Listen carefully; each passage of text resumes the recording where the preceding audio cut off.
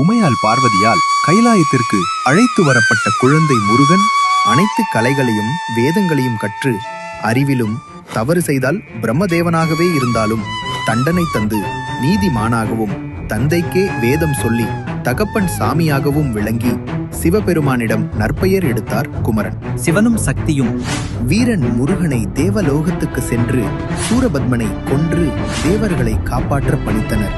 சிவனின் நெற்றிக் கண்ணிலிருந்து உருவான சிவபாலனுக்கு உமையால் தன் சக்தியால் உருவான வேல் ஒன்றை பரிசளித்து வழி அனுப்பினார். தேவலோகம் சென்றடைந்த முருகனின் பொற்பாதங்களை தேவலோகத்தின் அரசனான தேவேந்திரர் மலர்கள் தூவி வரவேற்றார். தேவர்கள் மகிழ்ச்சியில் திளைத்தனர். பின்பு அசுரர்களால் தாங்கள் படும் இன்னல்களை தேவர்கள் விவரித்தனர். நிலையை உணர்ந்த முருகன் அசுரர்களுக்கு எச்சரிக்கை விடுத்து தூது அனுப்பினார். பொருட்படுத்தாத சூரபத்மன் கோபம் கொண்டு முருகனை அழிக்க தனது சகோதரன் சிங்கமுகனையும் தாரகனையும் அனுப்பினான். களபதி வீரபாகுவுடன் போருக்கு தயாரானது குமரனின் படை. சிவபாலனின் பலத்தை கேட்ட சிங்கமுகனும் தாரகனும் தயங்கினர்.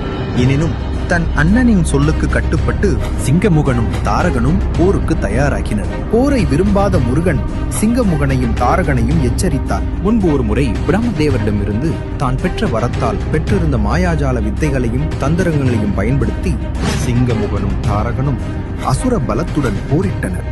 எச்சரிக்கையை பொருட்படுத்தாத அசுரனின் சகோதரனான சிங்கமுகனும் தாரகனும் இறுதியில் முருகனின் வேலுக்கு இரையாகி போர்க்களத்தில் வீழ்ந்தனர். அசுரப்படையின் இருபெரும் வீரர்கள் கந்தனின் கருணையை இழந்து மாண்டனர். சூரனின் தாயாகிய மாயையும் தங்கை அஜமுகியும் நடக்கப் போவதை எண்ணி மனம் கலங்கினர். இந்த செய்தியை கேட்டறிந்த அசுரன் கடும் கோபம் கொண்டு போர்க்களத்திற்கு விரைந்தான். போரில் நடந்தது என்ன? உண்மையிலேயே முருகன் சூரனை கொன்றாரா? அடுத்து வரும் வீடியோக்களில் காணலாம். கந்தன் வருவான்.